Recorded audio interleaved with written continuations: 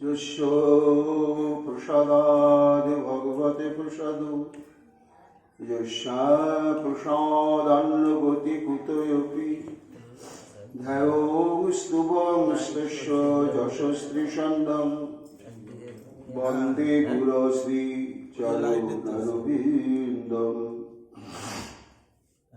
গৌর কৃপা হরিভূতং প্রভুং শ্রী হরিনন্দনং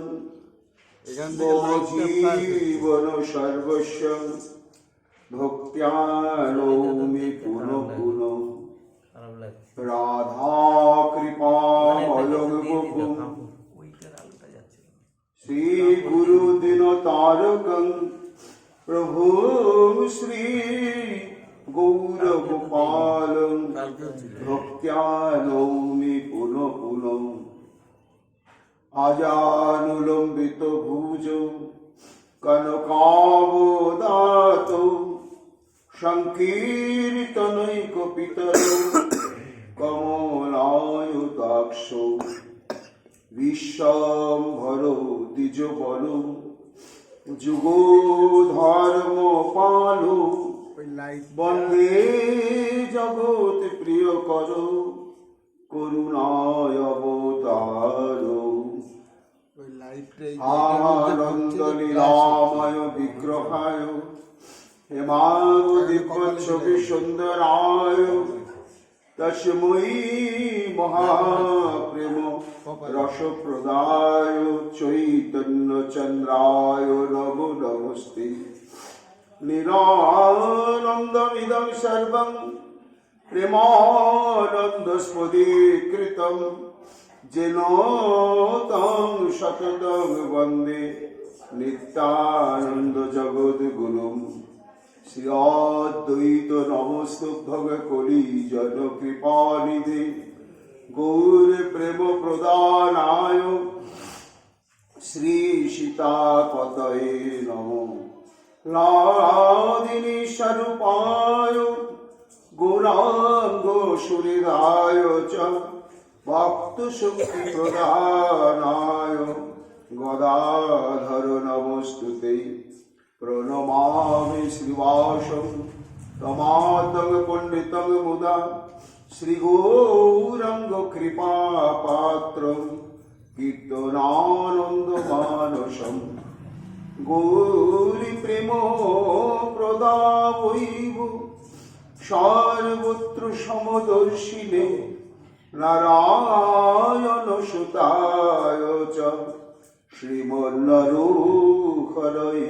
নমঃ বর্হাপিড়ভিরামং মৃগমদতিলকং কুণ্ডলাক্রান্ত গণ্ডং কঞ্জাক্ষং কম্বুকণ্ঠং স্মেতশুভগমুখং সাধরেণস্তু বেণু শ্যামং শান্তং ত্রিভঙ্গং রবিকরবসন ভূষিতং বৈজয়ন্ত্যা বন্দে বৃন্দাবনস্থ যুবতী শতকৃতং ব্রহ্মগোপালবীশং নমো নলিনো নেত্রায় বেণুবাদ্য বিনোদিনে রাধাধর সুধাপালং শালিনে বনমালিনে হে কৃষ্ণ করুণা সিন্ধু দীনবন্ধু জগৎপতে গোপেশু গোপিকা কান্ত রাধাকান্ত নমস্তুতে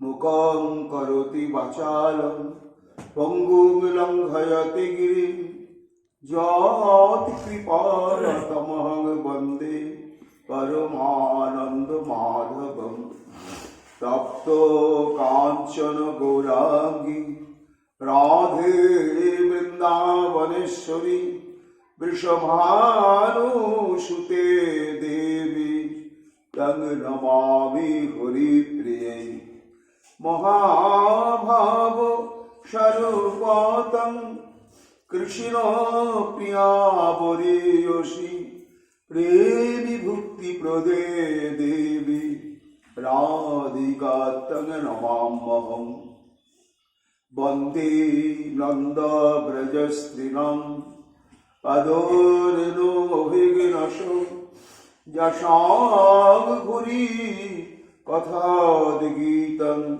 পুনাতি ভুবনত্রয়ম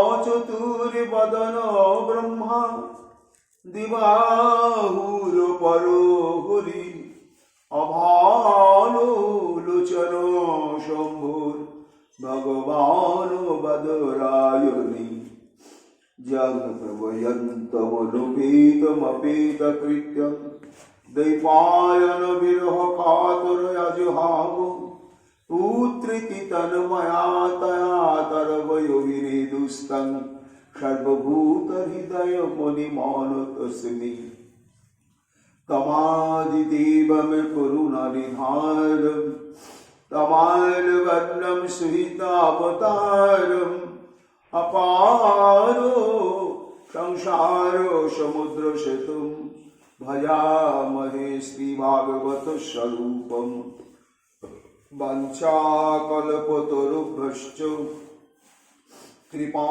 सिन्धुभ्येव च पतितानां पावनेभ्यो वैष्णवेभ्यो नमो नमः।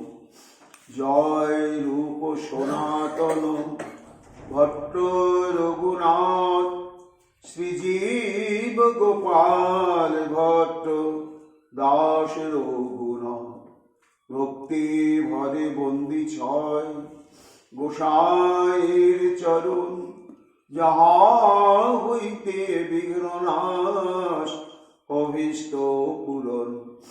জয় গৌর ভক্তবৃন্দ গৌর যাদের প্রাণ সবে মিলে দেহ মোরে নিতাই গৌর ভক্তিদান। নিতাই গৌর হরি বল নিতাই গৌর হরি বল নিতাই গৌর হরি বল। জয় জয় নিতাই গৌর হরি হরি বল। নর হরি প্রাণ গৌরাঙ্গ হে হা গৌরা প্রাণ গৌরা গৌরাঙ্গ হে নর হরি প্রাণ গৌরাঙ্গ হে হা গৌরা প্রাণ গৌরা গৌরাঙ্গ হে প্রাণ গৌরাঙ্গ হে। জয় সচিনন্দন জয় শ্রী গৌর হরি।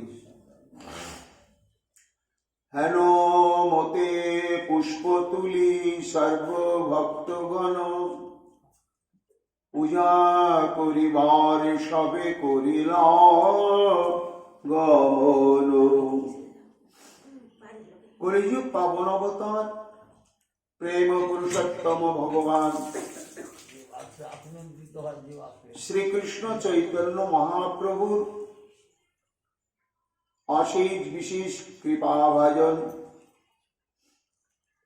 কৃষ্ণ দ্বৈপায়ন বেদব্যাস অবতার শ্রী শ্রীমদ বৃন্দাবন দাস ঠাকুর তাঁর শ্রী শ্রী চৈতন্য ভাগবত গ্রন্থেতে মধ্য খণ্ডে প্রথম অধ্যায় গয়া হতে শ্রী চৈতন্য মহাপ্রভু প্রত্যাগমন করার পরে যে প্রেম প্রকাশে শুভারম্ভ দশা প্রাপ্ত হয়েছেন সেটি সুচারুরূপে বর্ণনা করছেন ভক্তগণের নিকটে। শুনতে হবে মহাপ্রভুর কথা। শ্রবণ মঙ্গলম শুনিলে হইবে তাহার বড় হিত জানিবে রসের রীত কৃষ্ণ উপজীবে প্রীত জানিবে রসের রীত। গৌর নিষ্ঠা যত প্রগাঢ় হবে, স্বাভাবিকভাবেই বিনা প্রচেষ্টাতেই কৃষ্ণ নিষ্ঠা তদুপরি রাধাচরণ নিষ্ঠাা আরো প্রগাঢ় হবে। তাই শ্রোতাম শ্রোতাম নিত্যম জ্ঞাতাম জ্ঞাতাম মুদা চিন্ততাম চিন্ততাম ভক্তাশ্চৈতন্য চরিতামৃতম। কে ঘোষণা করলেন? কবিরাজ গোস্বামীপাদ। কবিরাজের অর্থ হচ্ছে তিনি কবিগণের মধ্যে সর্বশ্রেষ্ঠ প্রতিভাধর, তিনি কবিরাজ।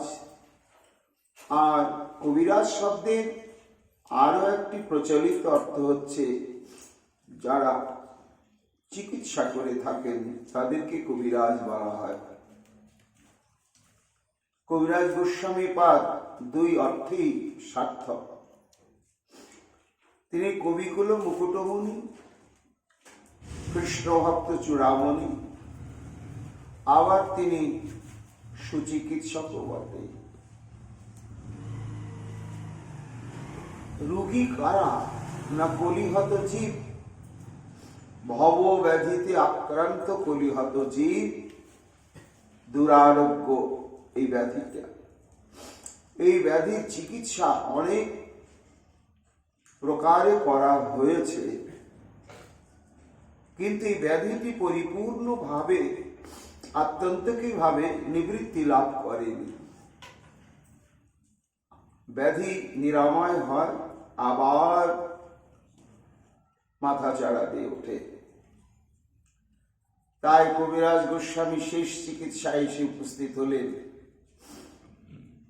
কলিহত জীবের এই ভবরোগে আক্রান্ত ব্যাধিগ্রস্ত অবস্থা দেখে, হাতের নাড়ি দেখে তিনি বললেন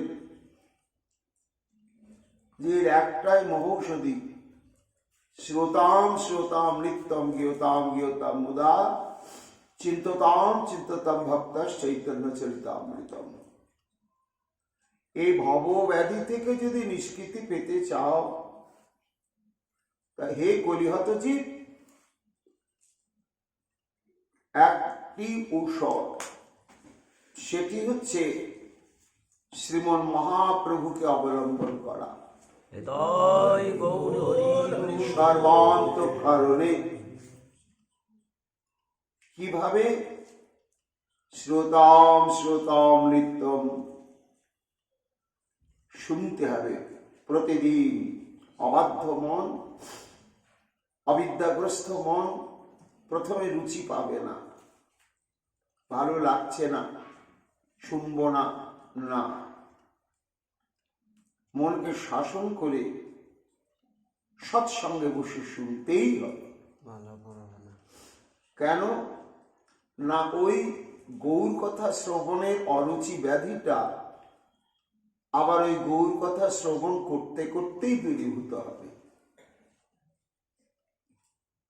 এবং এই শ্রবণের সিদ্ধ দশাটি কেমন অবস্থা আসবে? না, কর্ণটি হয়ে যাবে এক অদ্ভুত অলৌকিক মহিমাযুক্ত। কেমন না? যেমন আধুনিক কালে এইরকম অত্যাধুনিক যন্ত্র রয়েছে, মাইক, তারা কি করে? বাইরের শব্দকে ফিল্টার করে দূর করে দেয়, মূল বক্তার যে বক্তব্য, যে শব্দটি, সেটি একমাত্র গ্রহণ করে। তো যন্ত্র যদি অবাঞ্ছিত সমস্ত শব্দধ্বনিকে পরিশ্রুত করে, যেটি একমাত্র শ্রোতব্য, একমাত্র শুনতে হবে, সেটি যদি নির্ধারণ করে দিতে পারে একটি জড় যন্ত্র, তাহলে চৈতন্য শক্তি সম্পন্ন মানুষ সে কেন পারবে না? তাই শ্রবণ করতে করতে তার শ্রবণটা ঠিক ওই শক্তি বিশিষ্ট মহিমা যুক্ত হয়ে যাবে। কান খোলা থাকবে, জগতে অজস্র কথা ধ্বনি বিষয় প্রসঙ্গ আলোচনা হচ্ছে, কীর্তন হচ্ছে, চর্চা হচ্ছে, কানে ঢুকছে না। যেখানে গৌর কথা হচ্ছে, যেখানে কৃষ্ণ কথা হচ্ছে, ঠিক কর্ণ গ্রহণ করে নিল, আর কোনো শব্দই গ্রহণ করলো না। এই রকম অবস্থা যখন আসবে তখন সেই ভক্তকে বলা হয় শ্রবণ সিদ্ধ ভক্ত। কেউ যদি মনে করেন আন কথা শুনবো না, পাহাড়ের গুহায় গিয়ে থাকবো, তাহলে হবে না। কর্ণটাকে পরিশুদ্ধ করতে হবে, আর ওটা পরিশুদ্ধ হয়েই যাবে যখন গৌর কথাতে রুচি এসে যাবে। ঠিক কীর্তনের ক্ষেত্রেও একই অবস্থা, আর স্মরণের ক্ষেত্রেও একই অবস্থা। এই মন তার চিরাচরিত গতানুগতিক অভ্যাস বশত অজস্র স্মৃতি চারণ করে স্রোতের মতো বয়েই চলেছে। বয়ে ভাবতে আশ্চর্য হয়, অদ্ভুত, যে কোন কত বছর আগে কোন বয়সে হঠাৎ এক টুকরো ঘটনা দুম করে স্মৃতিপটে এসে হাজির হয়ে যায়। তার ভাবার কোনো প্রসঙ্গ আসেনি, কিন্তু এসে হাজির হয়ে গেল, অবাঞ্ছিত ভাবে হাজির হলো। কেন না, মন ওগুলোকে এমন ভাবে তার ভান্ডারে সঞ্চয় করে রেখে ওগুলো চারণ করেই চলেছে। যেমন গাভী প্রথমে তৃণভক্ষণ করে, তারপরে পুনর্বার চর্বণ করতে থাকে, যেমন তেমনি এই আমাদের মন অজস্র ঘটনাকে গ্রহণ করে, আর সারা জীবনই ওগুলো রমন্থন করতে থাকে। যতই আমি চিত্তমনকে গোবিন্দের চরণে নিবিষ্ট করতে চাই, একটু লীলা স্মরণ করতে বসি, ও আরো ছটফট করতে শুরু করে, অজস্র চিন্তার পাহাড় নিয়ে এসে উপস্থিত হয়ে যায়। কিন্তু এর থেকে নিষ্কৃতি পাওয়ার উপায় কি? কবিরাজ গোস্বামী পাদ বললেন, শ্রোতাম শ্রোতাম চিন্ততাম চিন্ততাম ভক্তার চৈতন্য চরিতামৃত। কোনো ওষুধ নেই, ও প্রাণায়াম আদির দ্বারা হবে না। মন যত আজে বাজে চিন্তা করুক, করতেই থাকুক, তুমি অপতিত নিয়মে গৌর চিন্তা করতে থাকো। প্রথমে তার নাম চিন্তন, তারপরে তার রূপ চিন্তন, তারপরে মহিমা চিন্তন, তারপরে ধীরে ধীরে লীলা চিন্তনের ক্রমগুলো এসে যাবে। এই জন্য এই কলি যুগেতে আমাদের মতো কলিহত জীবের ক্ষেত্রে গৌর কথা অবলম্বন ছাড়া উপায় নেই। শ্রোতাম শ্রোতাম নিত্যম গীয়তাম গীয়তাম মুদা চিন্ততাম চিন্ততাম ভক্তার চৈতন্য চরিতামৃত। পূর্বপক্ষ প্রশ্ন করলেন, ও কবিরাজ, তুমি তো নারী দিকে ঠিকই বললে ঔষধ, কিন্তু যে গৌর কথা শ্রবণ কীর্তন স্মরণের জন্য তুমি বললে, সে গৌর কি বলেছে? ভয় কৃষ্ণ, কহ কৃষ্ণ, লহ কৃষ্ণের নাম। তা তিনি তো কৃষ্ণ নাম শুনতে বলেছেন, কীর্তন করতে বলেছেন, সর্বক্ষণ নিতে বলেছেন। তাহলে আমরা জগৎ পিতা আরাধ্য দেব গৌরের আদেশ নির্দেশ মানব, না তোমার আদেশ নির্দেশ মানব? হ্যাঁ, গৌর তো বলেননি ভজ গৌরাঙ্গ কহ গৌরাঙ্গ, ভজ কৃষ্ণ কহ কৃষ্ণ, লহ কৃষ্ণের নাম। আর তুমি বলছো ভজ গৌরাঙ্গ কহ গৌরাঙ্গ। তা আমরা সাক্ষাৎ শ্রী ভগবানের আদেশ নির্দেশ পালন করব, না তোমার আদেশ নির্দেশ পালন করব? কবিরাজ গোস্বামী বলেন, ঠিকই তোমাদের এই প্রশ্নটা ঠিকই বটে, কিন্তু শোনো, এই যে প্রভু আমার জগৎ পিতা গৌর হরি, সংকীর্তন পিতা গৌর হরি, তিনি যে কৃষ্ণ নাম করতে সর্বক্ষণ বললেন, কৃষ্ণ লীলা কথা শ্রবণ করতে বললেন, কৃষ্ণ লীলামৃত চিন্তন করতে বললেন। ঠিকই আছে, তবু আমি কেন ভজ গৌরাঙ্গ গৌরাঙ্গ বলছি শোনো।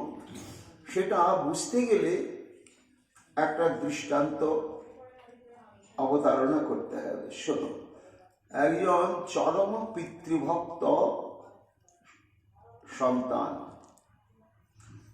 পিতার সেবা ছাড়া কিচ্ছু বোঝে না, আর পিতার আদেশ ছাড়া স্বয়ং ভগবান যদি তাকে কোনো আদেশ করে ও মানে না।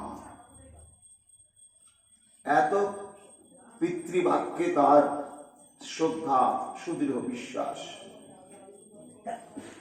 সবাই তার প্রশংসা করে। ওহো, বিরল দৃষ্টান্তে এমন পিতৃভক্ত সন্তান দেখা যায় না।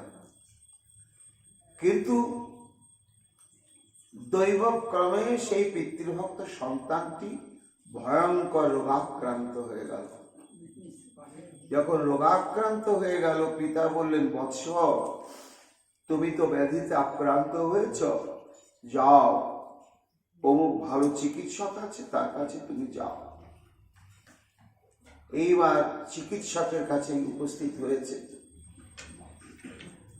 চিকিৎসক তখন তার ব্যাধির লক্ষণাদি বিচার টিচার করে তখন তাকে চিকিৎসার বিধানটি ঔষধ দিয়ে দিলেন, কতবার খেতে হবে, স্নান কিভাবে করবে, কি কি ভোজন করতে হবে। আমি যে যে বিধান তোমাকে দিলাম, আদেশ নির্দেশ, অভ্রান্তভাবে কিন্তু তোমাকে পালন করতে হবে, তবেই তুমি ব্যাধিমুক্ত হবে। তখন সেই পিতৃভক্ত সন্তানটি বলছে যে, কবিরাজ মশাই, পিতা পাঠিয়েছেন তাই আমি এসেছি, কিন্তু আমার পক্ষে তো আপনার আদেশ পালন করা সম্ভব নয়। কেন না? আমার জীবনের প্রতিজ্ঞা, পিতার আদেশ ছাড়া আমি স্বয়ং ভগবানের আদেশও পালন করব না। তখন চিকিৎসক এসে বলছে, এই সমস্যার সমাধান তুমি তোমার পিতার কাছে গিয়ে বলো না, যাও। তিনি যা বলেন তুমি তাই করবে। তখন পুত্রটি পিতার কাছে ফিরে এসে বললেন, বাবা, চিকিৎসক এই সমস্ত আমাকে আদেশ দিলেন এবং আদেশগুলো খুব বিশ্বাসের সঙ্গে, সন্তর্পণে, যত্নের সঙ্গে পালন করতে বললেন, কিন্তু আমার পক্ষে তো সেটা সম্ভব হচ্ছে না। কেন পুত্র? না, তোমার আদেশ নির্দেশ ছাড়া ব্রহ্মাণ্ডে আমি তো কারো আদেশ নির্দেশ মানব না। পিতা হেসে বলছে, শোনো, তুমি এখন ব্যাধিগ্রস্ত হয়েছ, এমন ব্যাধিগ্রস্ত হয়েছ, আমি যদি তোমাকে কোনো সেবা কর্মের আদেশ করি তুমি আর করতে পারবে না। যতক্ষণ পর্যন্ত তুমি ব্যাধি মুক্ত না হবে, ততক্ষণ পর্যন্ত তুমি আমার আদেশ পালন করার সামর্থ্য লাভ করবে না পুত্র। এই জন্য ওটাও আমারই আদেশ, তুমি চিকিৎসকের কাছে গিয়ে চিকিৎসকের যত কিছু আদেশ নিষ্ঠা সহকারে পালন করে তুমি রোগমুক্ত হয়ে সুস্থ মন, সুস্থ দেহ প্রাপ্ত হও, তারপরে তুমি পিতার আদেশ পালন করবে। তখন সে চিকিৎসকের কাছে এলো, এসে বললেন, কবিরাজ মশাই, হ্যাঁ পিতা বলেছেন। কেন না? আমি তো ব্যাধিগ্রস্ত, আমি তো পিতার আদেশ পালন করতে এখন পারবো না, তাই আপনারই আদেশ পালন করতে হবে। এইবার চিকিৎসকের আদেশ পালন করে ঔষধপথ্য, আহার বিহার আদি যেমন কর্তব্য করতে করতে একেবারে সুস্থ হয়ে গেল। যখন সুস্থ হয়ে গেল, চিকিৎসক বললেন, তুমি 16 আনা সুস্থ, যাও, তোমার ওষুধপত্র বন্ধ, এখন তুমি প্রাণ ভরে পিতার সেবা করবে। কৃষ্ণদাস কবিরাজ গোস্বামী পাদ বলছেন যে, হে জগৎ, ওই পিতৃভক্ত সন্তানই হচ্ছে কলির জীব, কেউ কেউ বলছে জগৎ পিতা গৌর হরি কৃষ্ণ ভজন করতে বলেছেন, আমি তার আদেশ লঙ্ঘন করব কেন? কিন্তু তুমি যে দুরারোগ্য ব্যাধিতে আক্রান্ত হয়ে রয়েছ, কি ব্যাধি? ভব ব্যাধি, কঠিন ব্যাধি। এই ব্যাধির তো নাম শোনা যায়নি, নতুন নতুন অনেক ব্যাধির নাম শোনা যাচ্ছে আজকাল। কিন্তু এই ব্যাধি আবার কোথার থেকে? না, এটা পারমার্থিক শাস্ত্রে রয়েছে। এই ব্যাধির লক্ষণ কি? এই ব্যাধির লক্ষণ তিনটি। কি? অন্ধতা, মহাচ্ছন্নতা আর উন্মত্ততা। অন্ধতা মানে দেখো, এইরকম দৃষ্টিশক্তি সম্পন্ন মানুষ রয়েছে জগতে, দিনের বেলা তারা দেখতে পায়। তো তার এত প্রখর দৃষ্টিশক্তি যে দিনের বেলা তারা দেখতে সক্ষম হলেও সে নিজেকে এবং সে কার এটা কিন্তু দেখতে পায় না। পায় কি? আঙুলটা দেখাবে নিজের দিকে, সেটা দেহের দিকে দেখাবে। তাকে যদি জিজ্ঞাসা করা দেহটা কার, বলে আমার দেহ। তাহলে তুমি যে আমার দেহ বলছো সেই তুমিটাকে, সেটাকে দেখাও তো। সেটা তো দেখানো যাবে না, তাহলে সে অন্ধ। আর সে কার সেটাও সে দেখতে পাচ্ছে না। কেননা ভবব্যাধিতে আক্রান্ত। তারপরে হচ্ছে কি? মহাচ্ছন্নতা, অনিত্যে নিত্যবোধ আর নিত্যে অনিত্যবোধ। যেটা কর্তব্য নয় সেটাতে কর্তব্যবোধ, আর যেটা কর্তব্য সেটাকে অকর্তব্যবোধ। এটাই তো আমাদের মধ্যে। সংসার আসক্তির প্রলোভনে প্রলুব্ধ হয়ে সংসারের দায়িত্ব, কর্তব্য, আত্ম ইন্দ্রিয় ভোগ লালসা এমন কঠোর যে কৃষ্ণ ভজনাদির কথা ভাবতেই পারি না। ওটা কাল্পনিক। আর বাস্তব জীবন আমি ভোগ বিলাস করছি, বাড়ি গাড়ি করছি, ভোগ করছি, এটাই তো বাস্তব সত্য। এই বাস্তব জীবন, বাস্তব সত্য নিয়ে থাকবো না, ওই কল্পনার রাজ্যে যাব। এই যে জ্ঞান, এই জ্ঞানের হেতুটাই হচ্ছে জীব ভবব্যাধিতে আক্রান্ত, মহাচ্ছন্ন। দ্বিতীয় হচ্ছে উন্মত্ততা। বর্তমান বিশ্বে যে মানুষের জীবনে এত দুঃখ, এত জ্বালা যন্ত্রণা, তবু অজস্র প্রমোদ প্রতিষ্ঠান গড়ে উঠছে।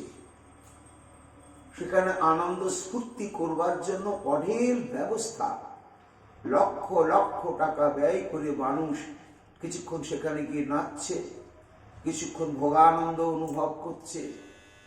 দেখে মনে হচ্ছে যেন আনন্দে উপচে পড়ছে।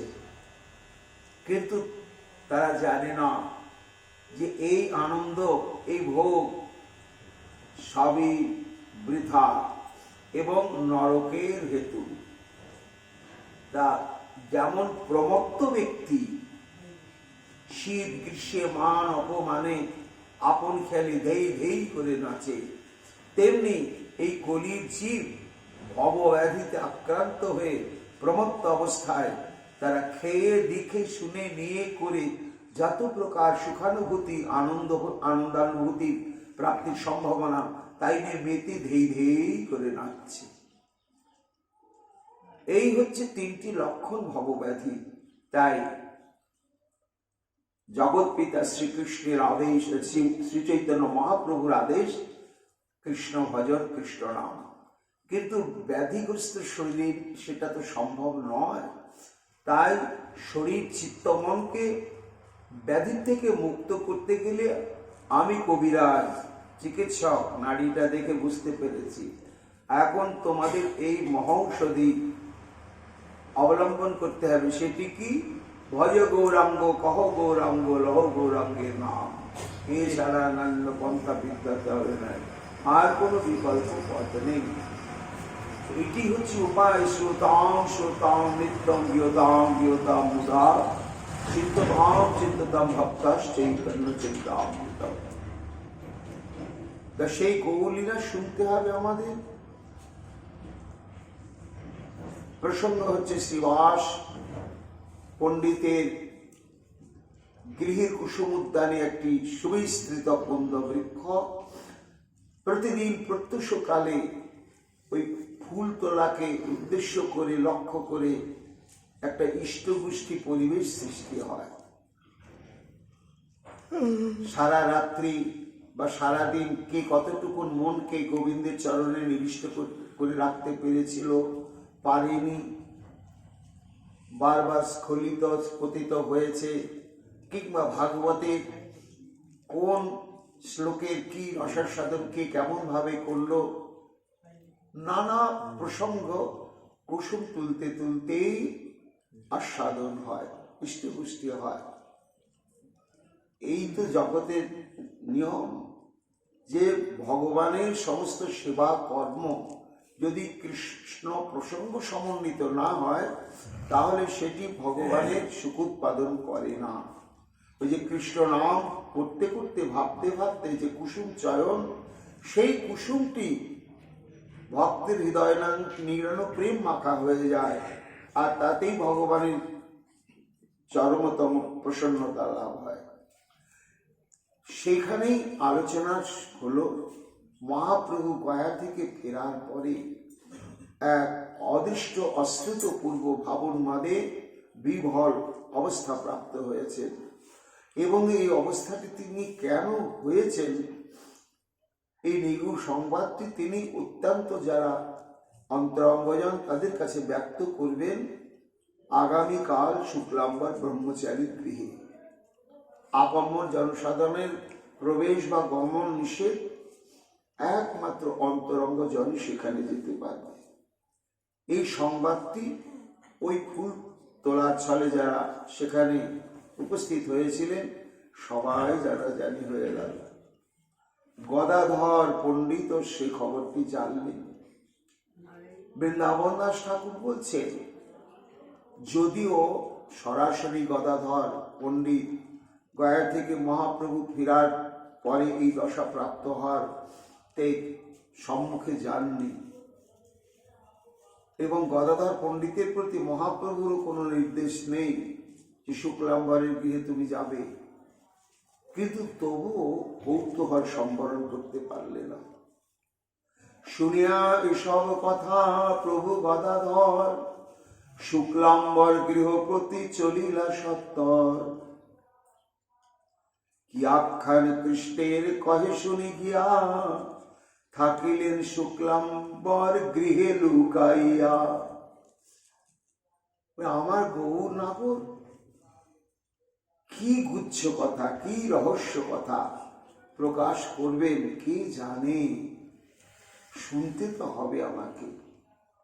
কিন্তু প্রভু তো আমাকে কোনো নির্দেশ করেনি সেখানে যাওয়ার জন্য, আবার না গিয়েও থাকতে পারছেন না, তাই গিয়ে শুক্লাম্বর গৃহে নিজেকে লুকিয়ে অবস্থান করতে লাগলেন। সদাশিব মুরারি শ্রীমান শুক্লাম্বর মিলিলা সকল যত প্রেময়নুচর।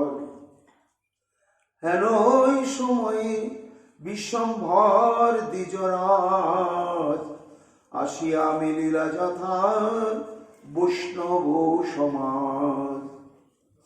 সবাই শুক্লাম্বরের গৃহে অধীর আগ্রহে অপেক্ষা করছেন প্রভু কখন আসবেন, আর না জানি কি অজানা রহস্যের কথা ব্যক্ত করবেন। পরম আদরে সবে করেন সম্ভাস, প্রভুর নাহিক বাচ্য দৃষ্টির প্রকাশ। ভাবি টলমল করতে করতে শুক্লাম্বরের গৃহে প্রবেশ করছে। প্রভুকে দেখে বোঝা যাচ্ছে তার যথাবস্থিত কলেবরটি যন্ত্রের মতন এখানে উপস্থিত হয়েছে, কিন্তু তার মন প্রাণ অন্য কোনো ভাব রাজ্যে, এবং সেই ভাবটি অত্যন্ত নিগুড় রহস্যময়, সেই ভাব রাজ্যে নিমজ্জিত রয়েছে।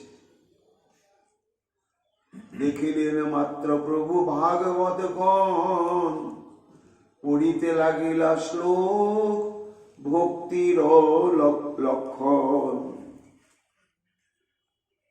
ঢুলু ঢুলু অবস্থায় অন্তর্মনা হয়ে মহাপ্রভু ভাবের আমিষী শুক্লাম্বরের গৃহে প্রবেশ করে পদ্মাকে খুলিয়ে দিচ্ছেন। অন্তরঙ্গজন সমাগত হয়েছে,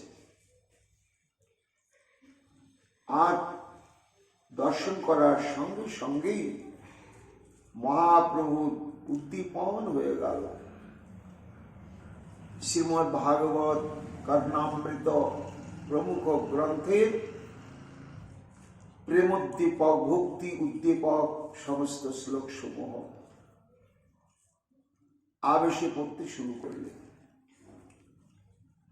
পড়তে পড়তে প্রভুর বিরহ এমন চরম অবস্থায় পৌঁছাল, পাইল ঈশ্বর মোর কোন দিকে গেলা, এত বলি স্তম্ভ কোলে করিয়া পড়িলা।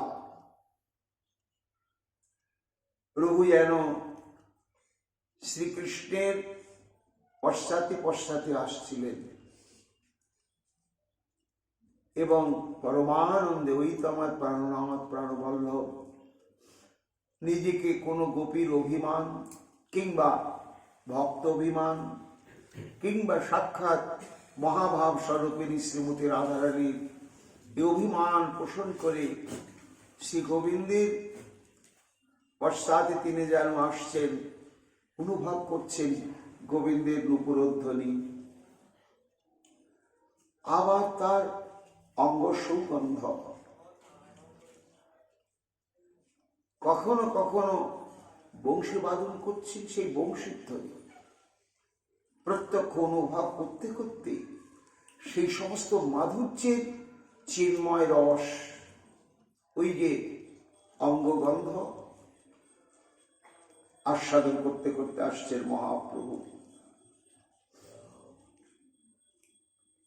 কিন্তু সহসা যেন অন্তর্হিত হয়ে গেলেন, আর নেই প্রভু, তার প্রিয়তম কোথায় গেলেন। তখনই পাইল ঈশ্বর মোর কোন দিকে গেলা, এত বলি স্তম্ভ কোলে করিয়া পড়িলা। বৃন্দাবন দাস ঠাকুর বলছেন, কি অসংলগ্ন ঘটনা। প্রভু নিজেই বলেছেন, ওইখানে তোমরা উপস্থিত হবে, আমি প্রাণ খুলে আমার মনের ব্যথার কথা তোমাদের কাছে বলবো, কিন্তু সেই পরিবেশটা তো সৃষ্টি হলো না। এমন কৃষ্ণ বিরহে মহাপ্রভু বিভল হয়ে পড়লেন যে ওই শুক্লাম্বরের অঙ্গনের পাশে একটা স্তম্ভ ছিল, ইষ্টক নির্মিত কোনো কার্যের উদ্দেশ্যে সেটি নির্মাণ করা ছিল। হয়তো বা আমার গৌর সুন্দর সেই স্তম্ভকেই যেন কৃষ্ণ গ্রহণ করে বসলেন। ওই তো আমার কৃষ্ণ গিয়ে একেবারে স্তম্ভটাকেই জড়িয়ে ধরে ঝাঁপিয়ে পড়লেন। যে ঝাঁপিয়ে পড়লেন, ভাঙিল গৃহের স্তম্ভ প্রভুর আবেশে, কোথা কৃষ্ণ বলি পড়িলেন মুক্ত কেশে। বিশ্বম্ভরের ভার ওই স্তম্ভটি আর সহ্য করতে পারলেন না, সঙ্গে সঙ্গে ভেঙে গেল এবং মহাপ্রভু ধরাশায়ী হলেন, শিখাদি স্খলিত হয়ে মুক্ত হয়ে গেল। প্রভু পড়িলেন মাত্র হা কৃষ্ণ বলিয়া, ভক্ত সব পড়িলেন ঢলিয়া ঢলিয়া।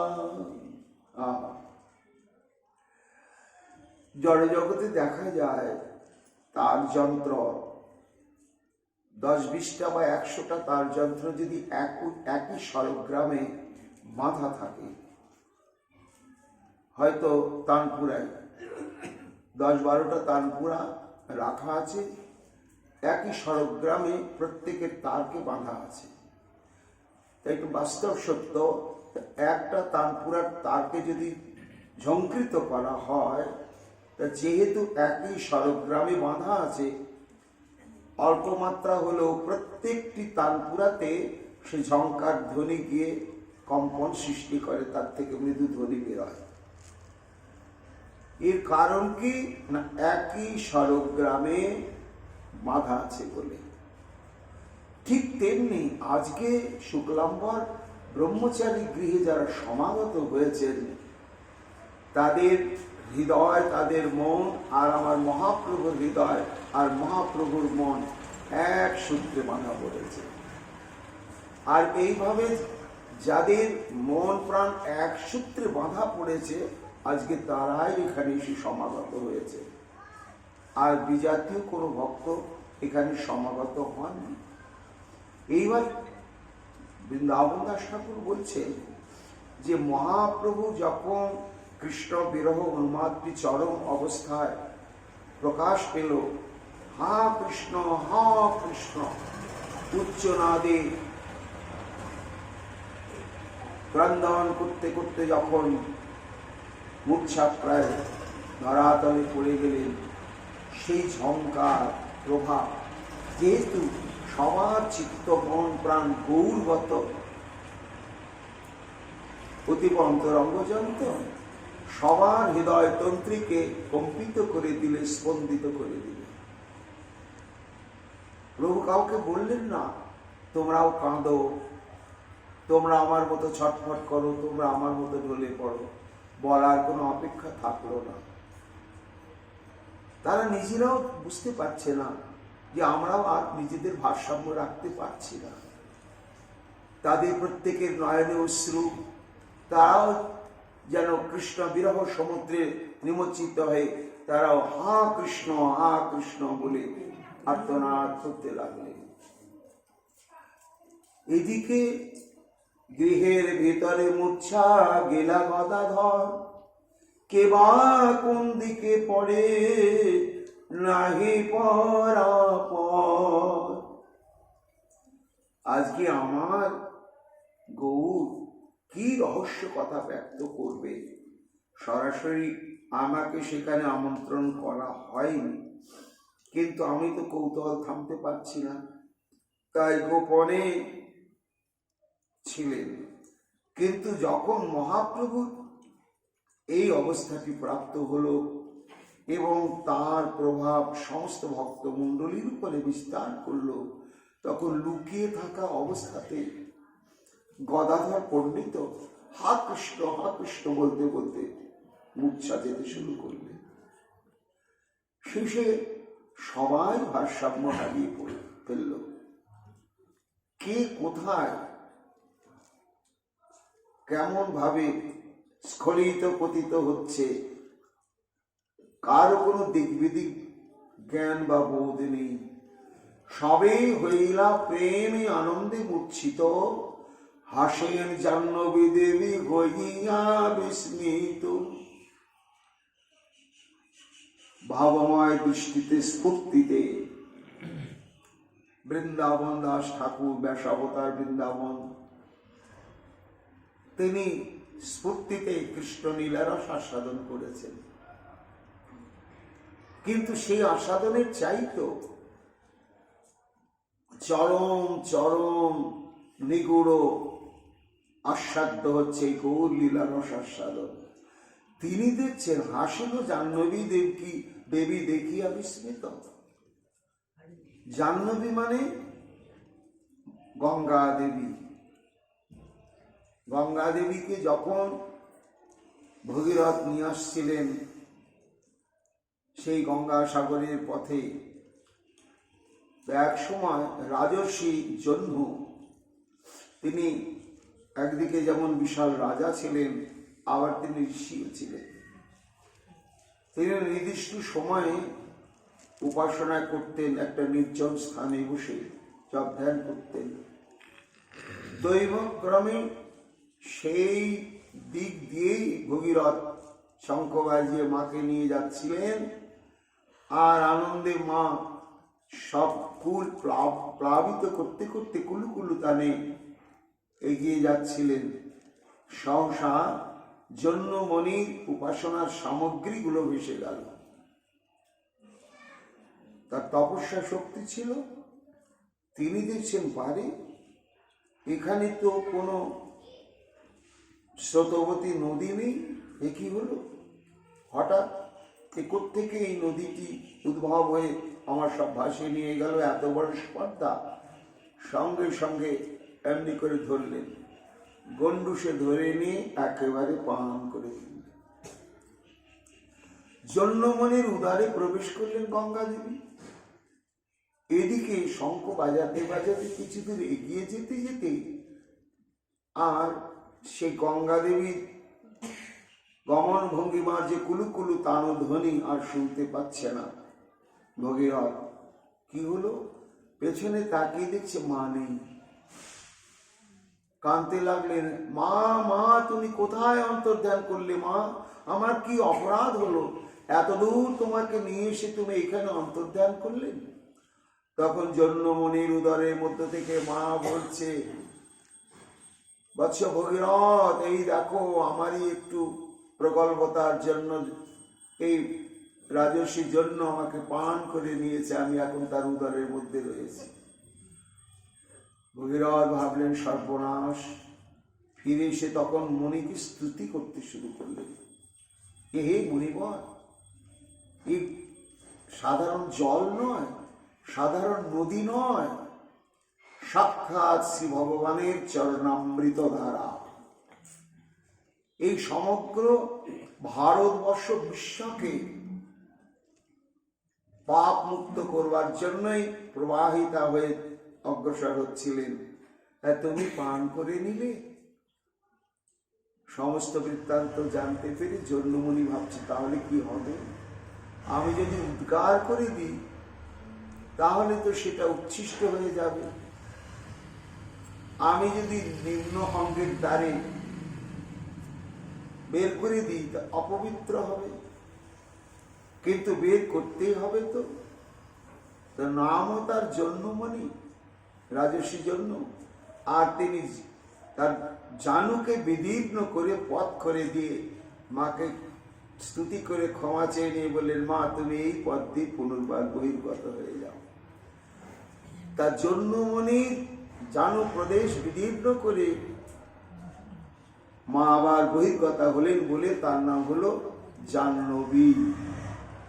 বৃন্দাবন দাস ঠাকুর বলছেন, হাসেন জাহ্নবী দেখি দেখিয়া বিস্মিত।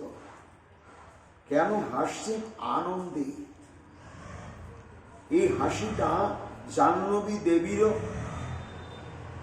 প্রেমোত্থ। কেন না, শাস্ত্র বলছে, এবং ব্রত সপ্রিয় নামকীর্তা জাতানুরাগ দ্রুত চিত্তই রোদিতি রৌতি নৃত্যটি, সেখানে হাসিও আছে। হাসে কাঁদে নাচে গায়। কাজেই গঙ্গা দেবীর চরম প্রেম, সেই প্রেমের প্রভাব উচ্ছ্বলিত হয়ে শুক্লাম্বরের গৃহ থেকে গঙ্গাতে গিয়ে প্রভাব বিস্তার করেছে। তাই তিনি আনন্দে আপ্লুত চিত্তা হয়ে নিজেকে ধন্যাতি ধন্যা মনে করে আনন্দে হাসছেন যে, আহা, যমুনা কত সৌভাগ্যবতী যে তার তীরে নীরে পূর্ণ ব্রহ্ম সনাতন লীলা পুরুষোত্তম রূপে কি দুর্গেয় ব্রহ্মার অগম্য সেই পরকীয়া লীলা মাধুর্য রস আস্বাদন করলেন এবং সেই লীলার সেবার সৌভাগ্য লাভ করেছিল যমুনা। কিন্তু আমি বঞ্চিত ছিলাম। আজ আমি কৃতার্থ, আজ আমি ধন্য। কেন না, ওই যে মহাপ্রভুর মধ্যে মহাপ্রেমের প্রকাশ ঘটেছে। কোন প্রেম? যে প্রেমের প্রকাশ ঘটেছিল বৃন্দাবনে কেবলমাত্র নিজ গোষ্ঠীর মধ্যে, আজকে সেই প্রেম আপামর প্রত্যেকের অন্তরে সঞ্চারিত হবার অভিপ্রায় প্রকটিত হয়েছে। আজ আমি কৃতার্থ, আজ আমি ধন্য।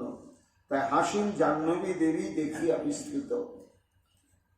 কতক্ষণে বাচ্চুক প্রকাশিয়া বিশ্বম্ভর কৃষ্ণ বলি কাঁদিতে লাগিলা বহুতর। এদিকে মহাপ্রভু ধীরে ধীরে একটু প্রকৃতিস্থ হলেন। যখন প্রকৃতিস্থ হলেন, ভক্তগণ প্রকৃতিস্থ হলেন, তখন সবাই মহাপ্রভুকে ধরাধরি করে নিয়ে অঙ্গনের মধ্যস্থানে বসিয়ে চারিদিকে মণ্ডলীবন্ধে সমস্ত ভক্তগণ বসলেন। কৃষ্ণ বলে কাঁদিতে লাগিলা বহুতর। আবার প্রভু কাঁদছেন। কি বলে কাঁদছেন?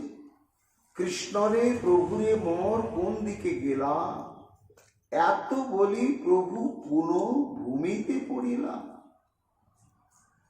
কৃষ্ণ প্রেমে কাঁদে প্রভু শ্রী সচিনন্দন, চতুর্দিকে বেড়ি কাঁদে ভাগবতগণ।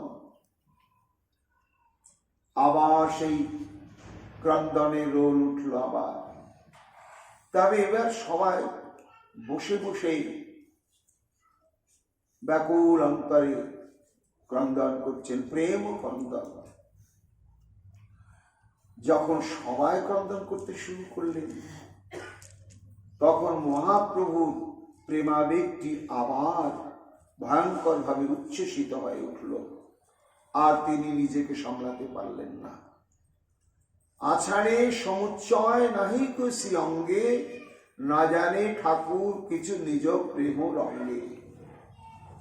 এমন আষাঢ় দিয়ে লম্পঝম্প করে আবার বারবার ভূতলে পতিত হতে শুরু করলেন। মনে হচ্ছে দেহটা যেন ছিন্ন ভিন্ন হয়ে যাবে, থিতলে যাচ্ছে। কিন্তু কি আশ্চর্য, মহাপ্রভুর কিন্তু কোনো অনুভূতি নেই। না থাকার হেতুটা কি? না প্রগাঢ় প্রেমাবেশ। দেহশ্রীকে নাহি যার ভবকুক্ষা।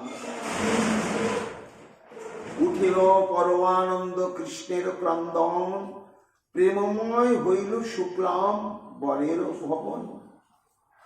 বৃন্দাবন দাস ঠাকুর দেখছেন মহাপ্রভুর এই প্রেমের মহা উদ্বোধন ঘটল। মহাভাগ্যবান শুক্লাম্বর ব্রহ্মচারী এই অঙ্গনেই আজকে সমগ্র বিশ্বের সর্বপ্রথম এই মহাপ্রেমের মহাপ্রকাশ,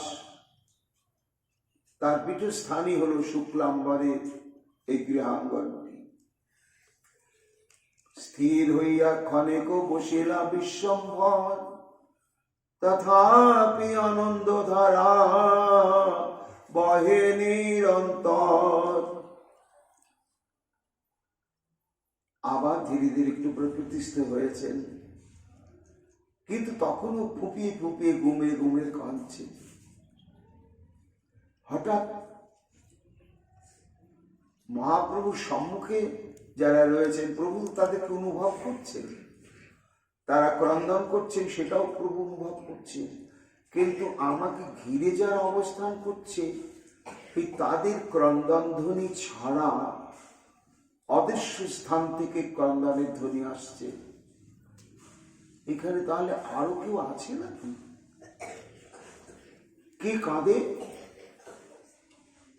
শুক্লাম্বর, এই তোমরা ছাড়া আর কে আছে এখানে গো? এই তোমার গৃহকোণ থেকে যেন ক্রন্দনের ধ্বনিটা আসছে। প্রভু বলে, কোন জন গৃহের ভিতর? তোমার গৃহের মধ্যে কে আছে শুক্লাম্বর? ব্রহ্মচারী বলে, তোমার গদাধর। এই তোমার গদাধর শুক্লাম্বর যেন গদাধরের কাছে গৌর বিকিয়ে রয়েছে জন্ম জন্মান্তরের জন্য।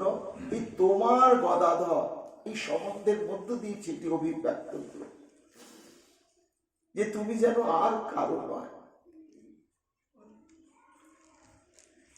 একমাত্র গদাধরের তুমি। গৌর আমার গদাধরের প্রাণ। তাই কে কাঁদবে? ওই তোমার গদাধর। হেট মাথা করিয়া কাঁদেন গদাধর, দেখিয়া সন্তোষ প্রভু বলে বিশ্বম্ভর। মহাপ্রভু ছুটে গেলেন, কাঁদছ গদাধর? কৃষ্ণ বলে কাঁদছ? কৃষ্ণ বলে তোমার চোখে জল? তোমার কত ভাগ্য গদাধর। প্রভু বলে, গদাধর তোমরা সুকৃতি, শিশু হইতে কৃষ্ণেতে করিলা দৃঢ়পতি। মহাপ্রভু কাঁদতে কাঁদতে বলছেন, তোমার মতো ভাগ্য আমি পেলাম না গদাধর। এই কৃষ্ণ নামে, কৃষ্ণ ভজনে জন্ম থেকে তুমি শৈশব থেকেই নিষ্ঠা প্রাপ্ত হয়েছ। তাই অতি শৈশব কাল থেকেই তোমার কৃষ্ণ নাম সাধন, কৃষ্ণ ভজন শুরু হয়েছে। কত সৌভাগ্য তোমার।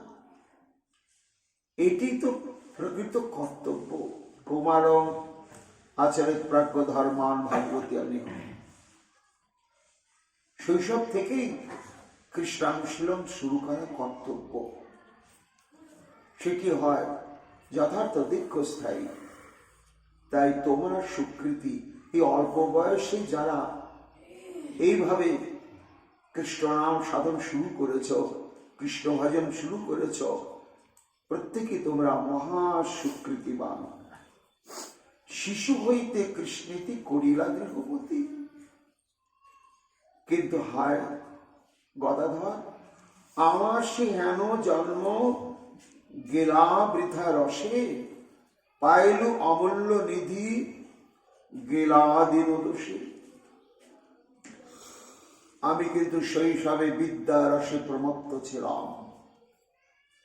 কৃষ্ণ ভজন কর্তব্য আমি গুরুত্ব দিতেই পারিনি। আমি ব্যাকরণ আর তার টিকা টিপ্পনী, সিদ্ধান্ত, এই চর্চাই যেন জীবনের মুখ্য কর্তব্য। এটাই আমার বদ্ধ মূল ধারণা ছিল। আর সমগ্র শৈশব এবং কৈশোর বয়সে প্রথম প্রচুর সময় আমি সেইভাবে অপচয় করে দিয়েছি। আমি কোনোদিন হা কৃষ্ণ গোবিন্দ বলিনি প্রাণ থেকে। আমি এখন বুঝেছি আমার এই কৃষ্ণ ভজনের ঔদাসীন্য তোমাদের মনে খুব ব্যথা দিত, শ্রীবাস পণ্ডিতের মনে ব্যথা দিত। তারা পরোক্ষে আমাকে বুঝাবার অনেকই চেষ্টা করেছিল। কিন্তু আমার এমন দুর্দৈব, আমার এমন অভিমান যে আমি বিদ্যা মদে প্রমত্ত হয়ে আমি সেটি ভ্রুক্ষেপ করিনি। কিন্তু তোমার কত স্বীকৃতি শৈশব থেকে পেয়েছ, যদিও ব্যর্থ, তবুও আমি ধন্য হয়েছি গয়া ক্ষেত্র থেকে প্রত্যাগমনের পরে গুরু কৃপা লাভ করি। কিন্তু দেখো দেখো, গুরুদেব কৃপা করে আমাকে যেন সে অমূল্য সম্পদ প্রদান করলেন। সেই সম্পদটি কি না? কৃষ্ণ প্রেম আর কৃষ্ণ। যেখানে কৃষ্ণ প্রেম সেখানে কৃষ্ণ।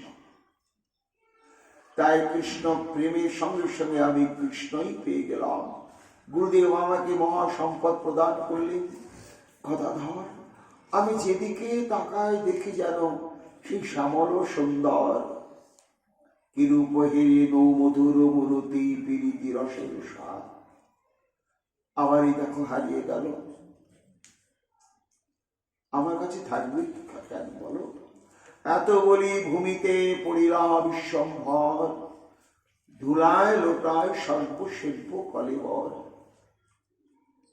পুনঃ পুনঃ হয় বাচ্চ, পুনঃ পুনঃ পড়ে, দৈবে রক্ষা পায় নাক মুখ সে আচারে। বলছেন বৃন্দাবন দাস ঠাকুর, যেন লীলা শক্তি, দৈব মানে হচ্ছে লীলা শক্তি, মহাপ্রভুকে রক্ষা করে চলেছেন। কেন না? ভ্রুক্ষেপ নেই তো। কার উপরে পড়ছেন, কিভাবে পড়ছেন, এইভাবে পড়লে যে শরীরটা ক্ষতবিক্ষত হয়ে যাবে, এই কোনো বোধই থাকছে না মহাপ্রভু। এইভাবে ঘন ঘন আছাড় খেয়ে খেয়ে পড়ছেন, কিন্তু দৈব শক্তি, লীলা শক্তি মহাপ্রভু কেমন ভাবে ফেলছেন যাতে তার অঙ্গ প্রত্যঙ্গের কোনো ক্ষতি না হয়। দৈবে রক্ষা পায়, নাক মুখ সে আছাড়ে।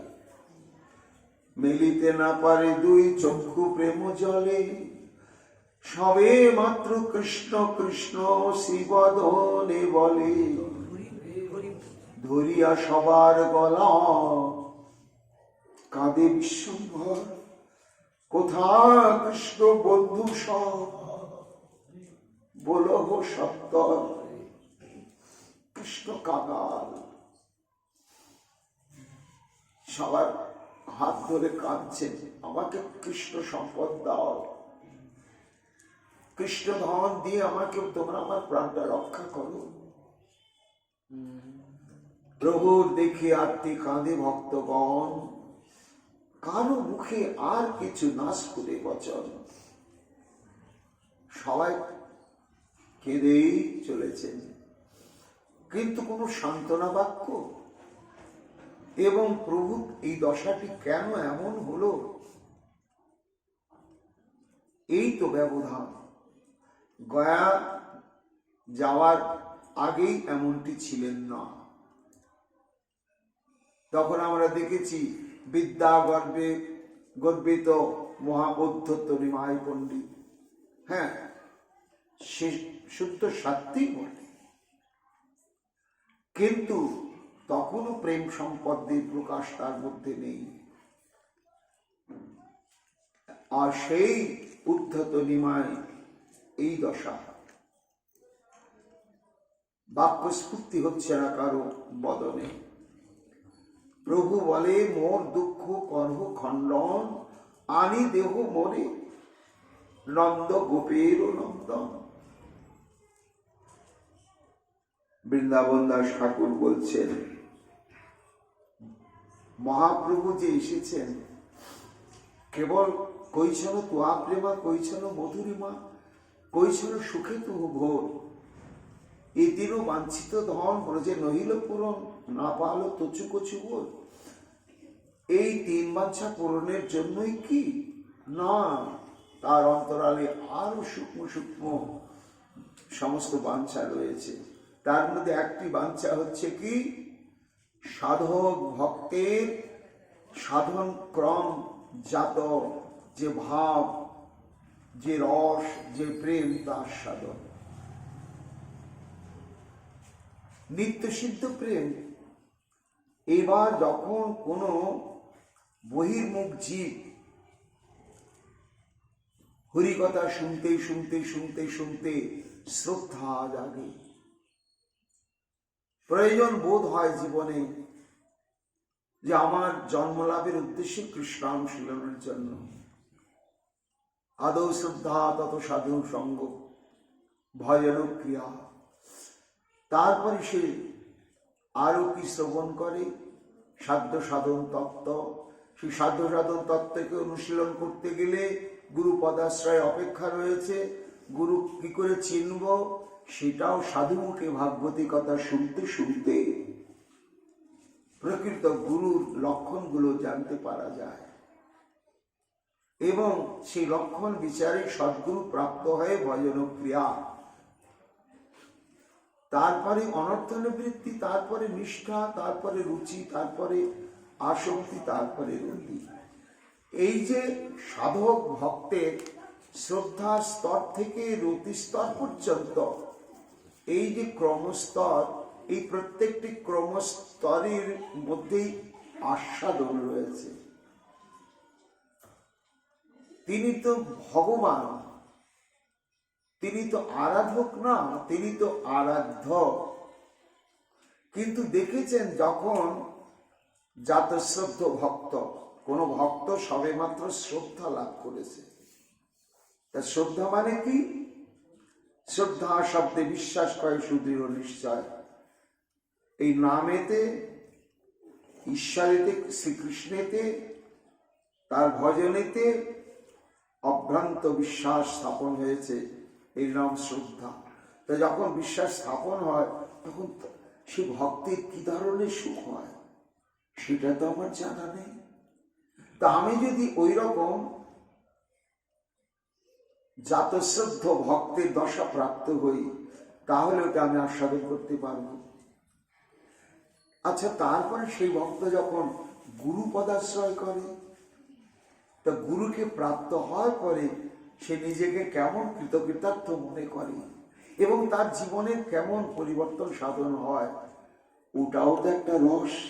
ওটা তো আমার আস্বাদন নেই, কেন আমি তো বুঝি না, আমাকে সবাই বাজে, তাই ওটা আমাকে আস্বাদন করতে হবে।